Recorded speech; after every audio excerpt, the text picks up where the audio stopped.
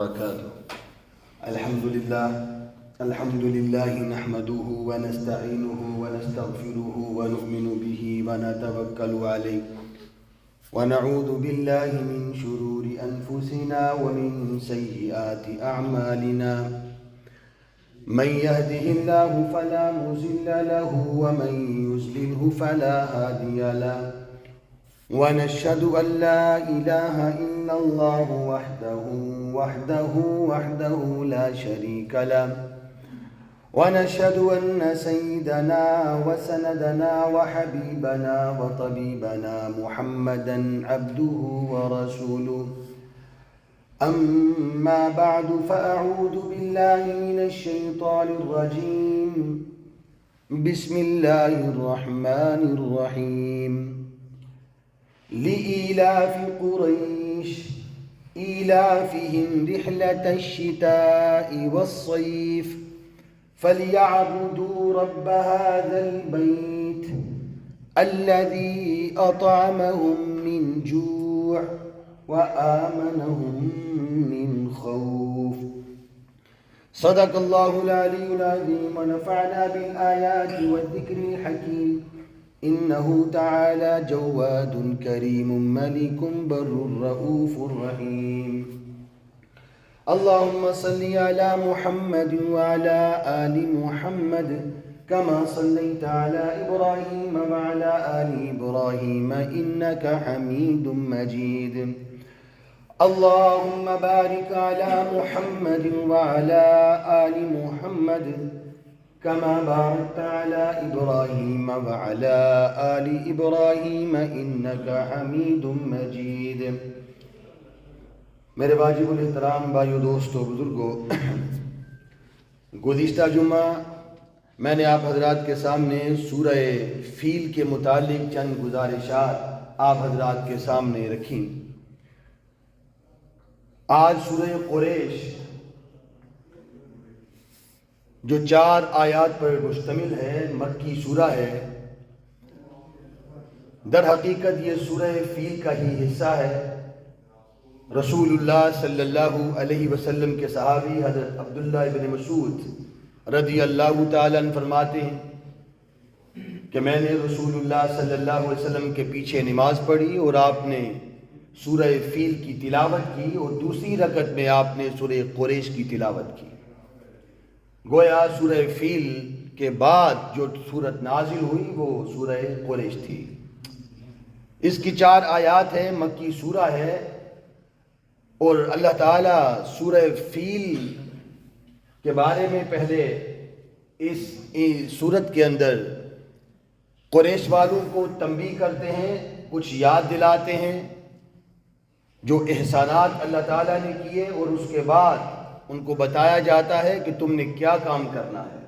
گویا ان 4 آیات میں اللہ تبارک و تعالیٰ نے شکر کرنے کا حکم دیا، عبادت کا حکم دیا، توحید کا درس سکھایا اور بتایا کہ تمہارے اوپر کیا حالات تھے اور میں نے تمہیں کس طرح ان حالات سے حفاظت کے ساتھ نکالا.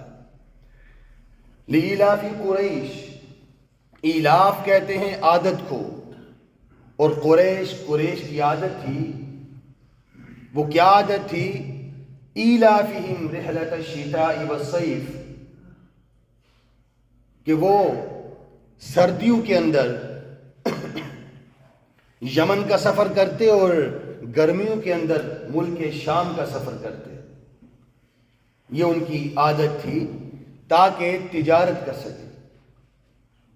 اب یہ عادت تھی. اس سے پہلے ان کے حالات کیا تھے؟ قحط سالی تھی، کھانے کے لیے کوئی چیز نہیں تھی، اور اسی طرح پانی کی بھی قلت تھی، کیونکہ مکہ کی زمین بنجر تھی، وہاں پر کوئی کاشتکاری تو ہو سکتی نہیں تھی. چنانچہ اللہ تعالیٰ کے فضل سے پہلے ابرہہ سے اللہ نے نجات دلائی، اللہ نے حفاظت فرمائی، اور اس کے بعد اللہ تعالیٰ نے ان کو تجارت سکھائی، راستہ ہموار کیا. اور وہ راستہ ایسا راستہ تھا کہ وہاں پر کوئی بحفاظت دوسری جگہ نہیں پہنچ سکتا تھا. ہر جگہ لوٹ مار، چوری ڈکیتی یہ عام تھی، قتل و غارت عام تھا، لیکن واحد ایک ایسے قریش تھے جن کے اوپر کوئی نظر اٹھا کر نہیں دیکھتا تھا۔ اس سورہ کے اندر اللہ تبارک و تعالی نے ان سے ارشاد فرمایا کہ اگر تمہاری عزت کی جاتی ہے، تم سے لوگ ڈرتے ہیں، تو اس کی وجہ تمہاری طاقت نہیں ہے، اس کی وجہ تمہاری شہرت نہیں ہے، اس کی وجہ تمہارے اندر کوئی ایسی کوالٹی نہیں ہے کہ جس کی وجہ سے وہ لوگ تمہاری عزت کریں۔ ایک وجہ ہے صرف، اور وہ یہ ہے کہ وہ لوگ اس گھر کی وجہ سے تمہاری عزت کرتے ہیں کہ تم کعبہ میں رہنے والے ہو۔ یہ بات ہمیشہ یاد رکھنا۔ لیکن وہ لوگ اس بات کو بھول بیٹھے تھے، وہ یہ سمجھتے تھے کہ یہ ہماری طاقت کی وجہ سے، ہماری ہوشیاری کی وجہ سے، ہماری عقل کی وجہ سے یہ لوگ ہماری عزت کرتے ہیں یا ہم سے ڈرتے ہیں۔ حالانکہ یہ بات نہیں تھی۔ قرآن کریم کے دوسرے مقام پر اللہ تبارک و تعالیٰ فرماتے ہیں کہ اَوَلَمْ نُمَكِّن لَهُمْ حَرَمًا آمِنًا يُجْبَى إِلَيْهِ ثَمَرَاتُ كُلِّ شَيْءٍ رِزْقًا مِّن لَّدُنَّا۔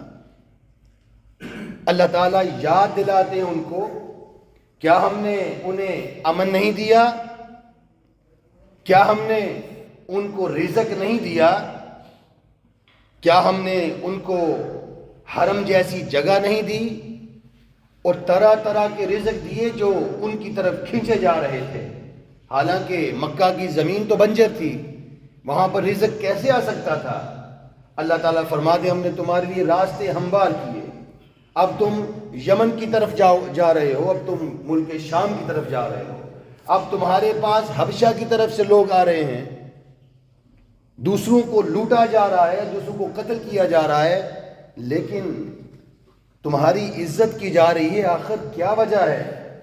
وجہ صرف ایک ہے کہ میرا گھر ہے، اور میرے گھر کی وجہ سے لوگ یہ سمجھتے ہیں کہ تم حرم کے پہرے دار ہو، تم اس کے متولی ہو، تو میرے گھر کی وجہ سے آج تمہاری عزت ہے، اس کے علاوہ تو تمہارے اندر کوئی خصوصیت نہیں، تو میرے گھر کی وجہ سے تمہیں عزت دی جا رہی ہے، اب یہ سوچو کہ تم نے کیا کرنا ہے۔ پھر فرمایا کہ وَاذْكُرُوا إِذْ أَنْتُمْ قَلِيلٌ مُسْتَضْعَفُونَ فِي الْأَرْضِ تَخَافُونَ أَنْ يَتَخَطَّفَكُمُ النَّاسُ فَآوَاكُمْ وَأَيَّدَكُمْ۔ پھر اللہ تبارک و تعالیٰ فرماتے ہیں کہ یاد کرو جب تم کمزور تھے، جب ابرہہ نے حملہ کیا، تمہاری حیثیت کیا تھی؟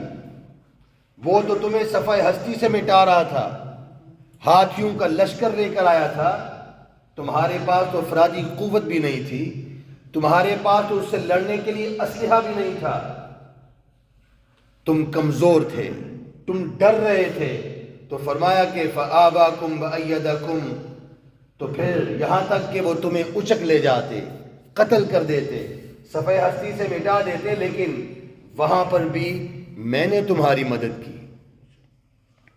اللہ تبارک و تعالی یہ ارشاد فرمانے کے بعد بار بار ان کو سورہ فیل کی طرف لے کے جا رہے ہیں، ابرہہ کی طرف، کیونکہ ہمارے لیے شاید یہ عام ایک واقعہ ہے، لیکن ان کے لیے یہ واقعہ نہیں تھا، ان کے لیے یہ بہت بڑا سانحہ تھا۔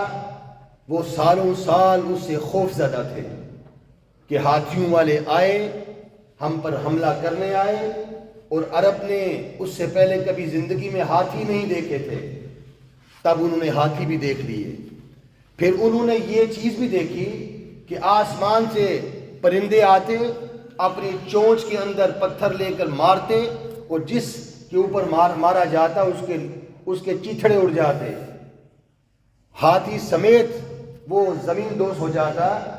وہ یہ لوگ دیکھ کر کافی عرصے تک خوف زدہ تھے، تو اللہ تعالیٰ بار بار ان کو وہ یاد دلا رہے ہیں کہ یاد کرو کہ تمہیں ابرہہ سے کس نے بچایا تھا، تمہاری تو کوئی حیثیت نہیں تھی، تم بس ایسے ہی سردار بنے پھرے تھے، میں نے تمہیں عزت دی۔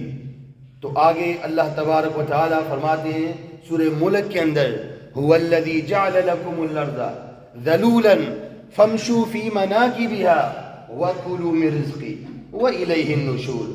وہی ہے جس نے زمین کو تمہارے لیے نرم کر دیا، اس میں چلو پھرو اور اپنا رزق تلاش کرو. رزق تلاش کرنا تمہارا کام ہے، اپنے آپ کو رزق کے لیے کھپانا تمہارا کام ہے. لیکن خبردار، رزق تلاش کرنے کے بعد تم یہ بھی نہیں کہہ سکتے کہ یہ میری وجہ سے رزق ملا ہے. تم اپنا نام نہیں لے سکتے. محنت تم کرو گے، رزق تلاش تم کرو گے، لیکن تمہاری زبان پر یہ آنا چاہیے کہ یہ رزق اللہ کا رزق ہے. محنت تمہاری ہوگی لیکن رزق میرا ہوگا. تو فرمایا کہ ہم نے تمہارے اوپر یہ احسانات کیے.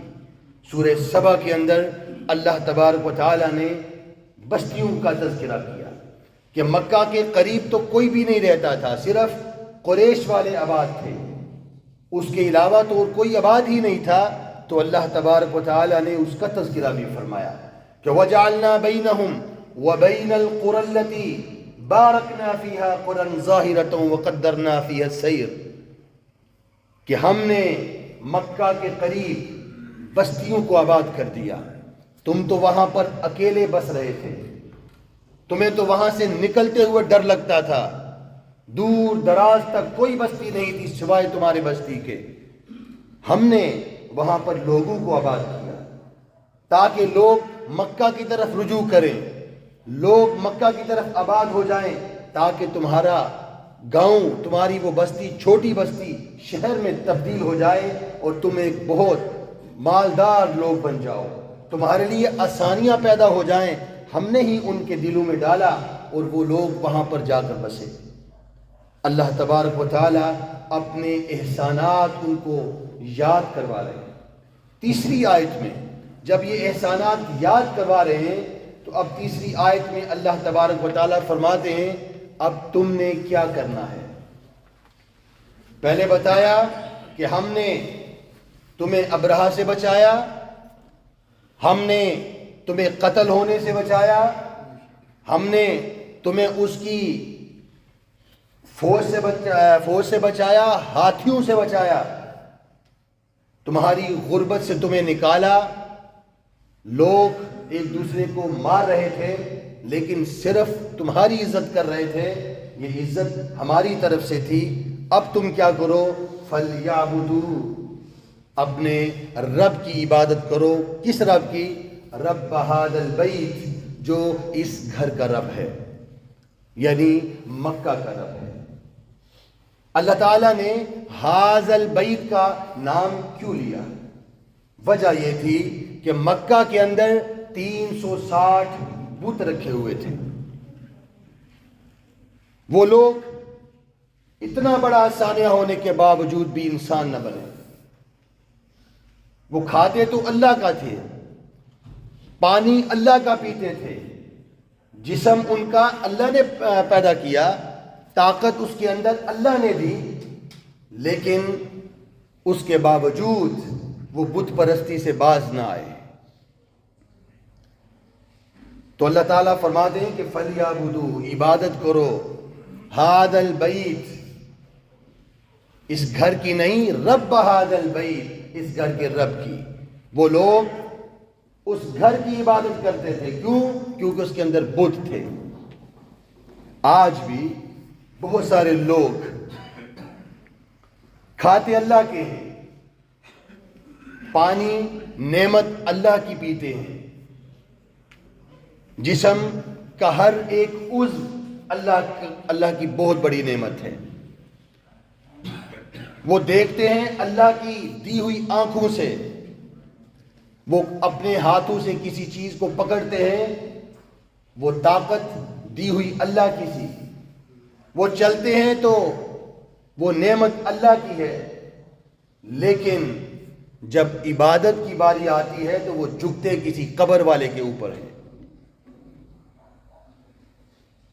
جب شکر کی باری آتی ہے تو وہ اپنے گلے میں تویز لٹکا کر اللہ کا شکر ادا کرتے ہیں.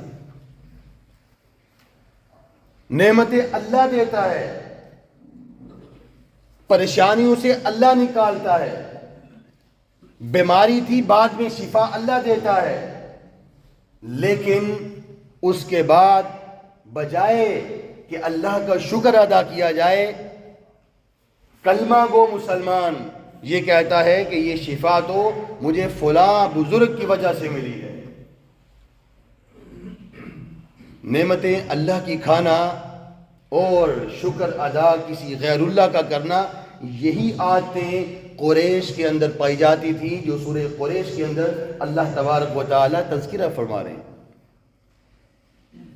کہ میں نے تمہیں پریشانی سے نکالا تھا، میں نے تمہیں خوف سے نکالا تھا، امن میں نے دیا تھا تمہیں تو کوئی جانتا بھی نہیں تھا۔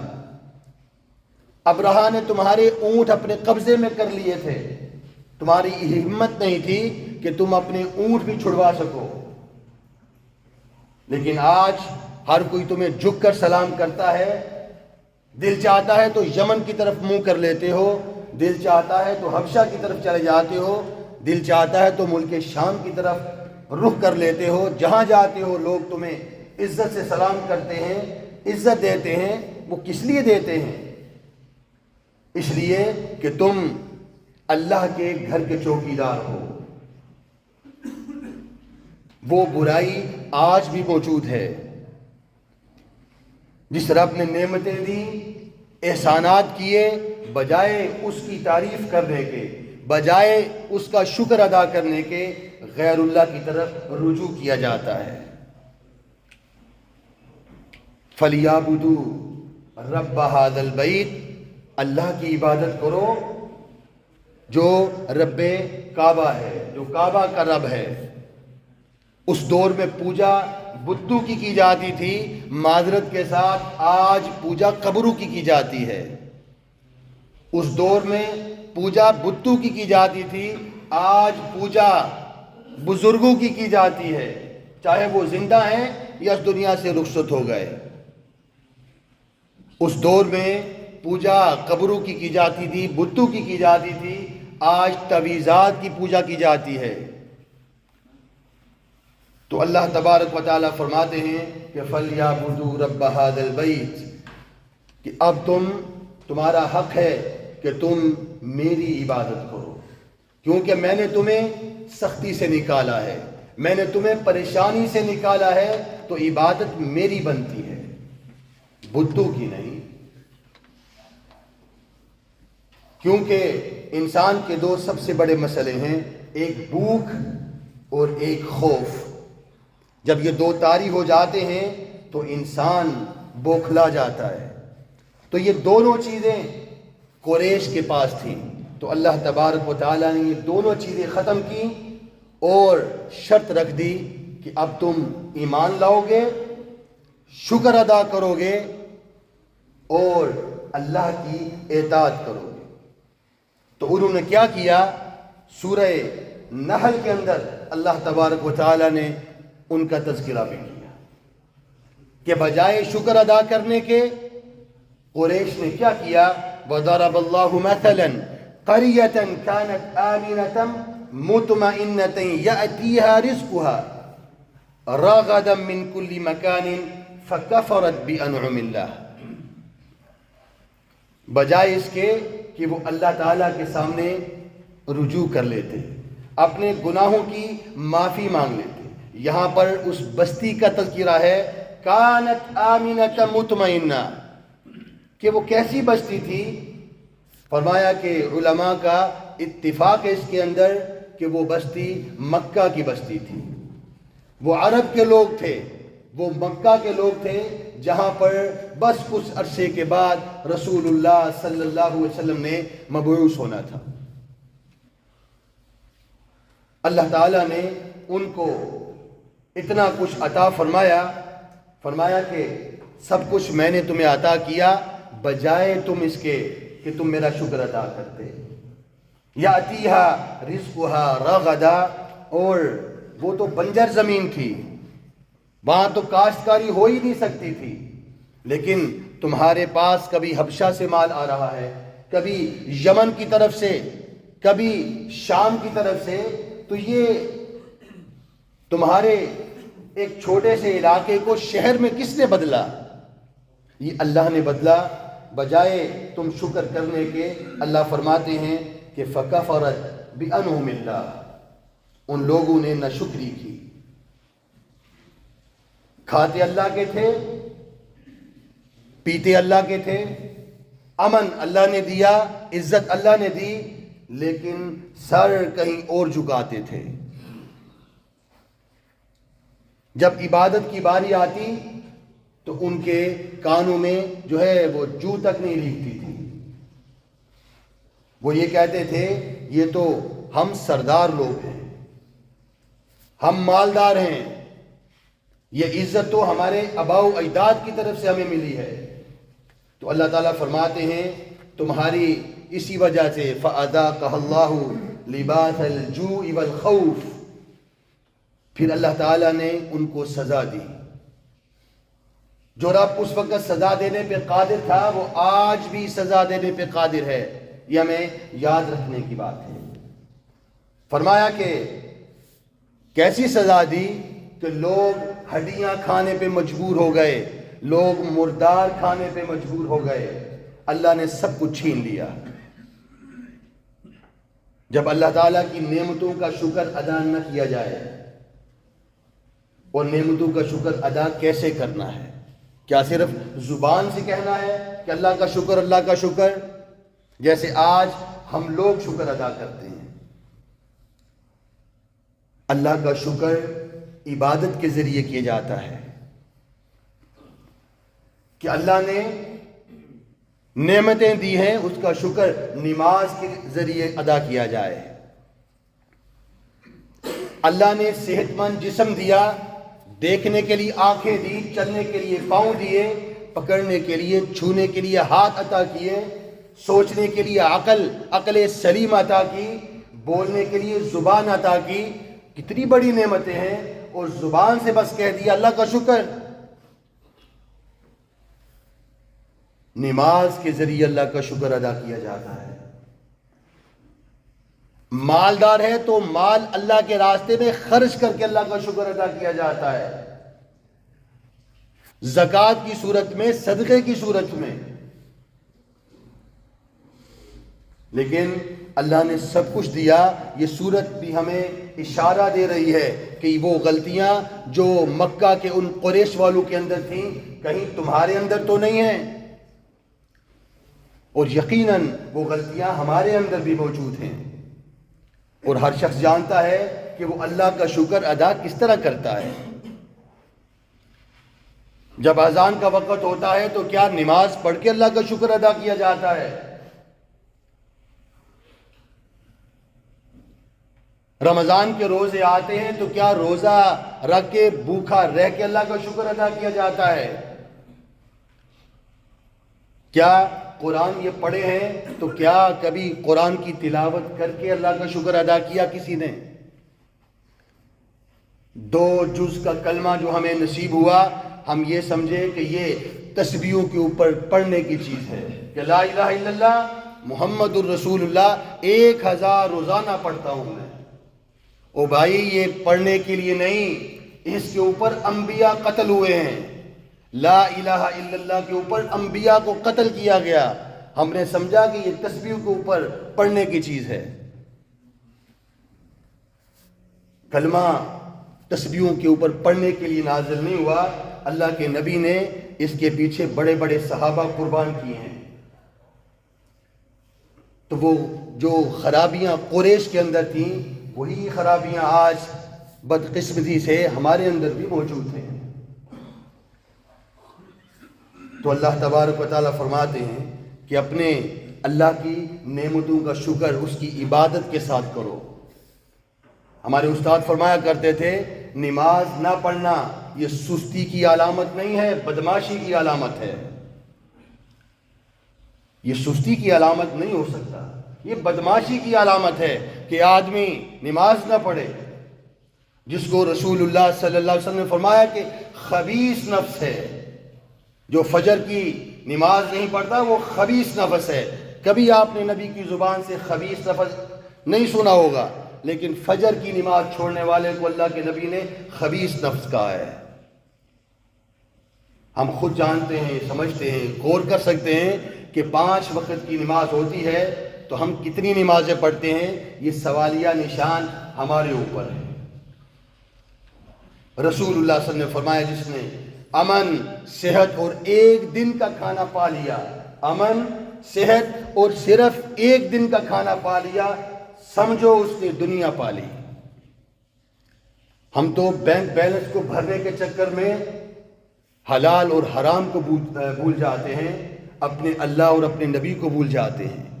نبی کیا فرما رہے ہیں؟ جس نے امن پا لیا، جس نے صحت پا لی، جس نے ایک وقت کا کھانا پا لیا، اس نے دنیا پا لی۔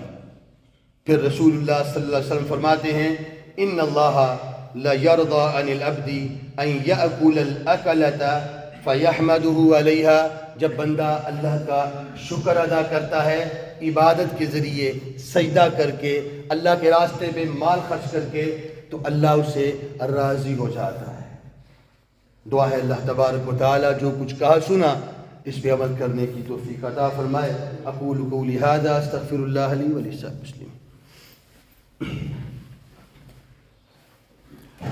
الحمد للہ نحمده ونستعینه ونستغفره ونؤمن به ونتوکل علیہ ونعوذ باللہ من شرور انفسنا ومن سیئات اعمالنا، من يهده الله فلا مضل له ومن يضلل فلا هادي له، ونشهد ان لا اله الا الله وحده لا شريك له، ونشهد ان سيدنا وسندنا وحبيبنا وطبيبنا محمدا عبده ورسوله، اما بعد، فاعوذ بالله من الشيطان الرجيم، ان الله وملائكته يصلون على النبي يا ايها الذين امنوا صلوا عليه وسلموا تسليما، وفي حديث قال النبي صلى الله عليه وسلم انا خاتم النبيين لا نبي بعدي، قال النبي صلى الله عليه وسلم انا آخر الانبياء وانتم آخر الامم، قال النبي صلى الله عليه وسلم اصحابي كالنجوم فبأيهم اقتديتم اهتديتم،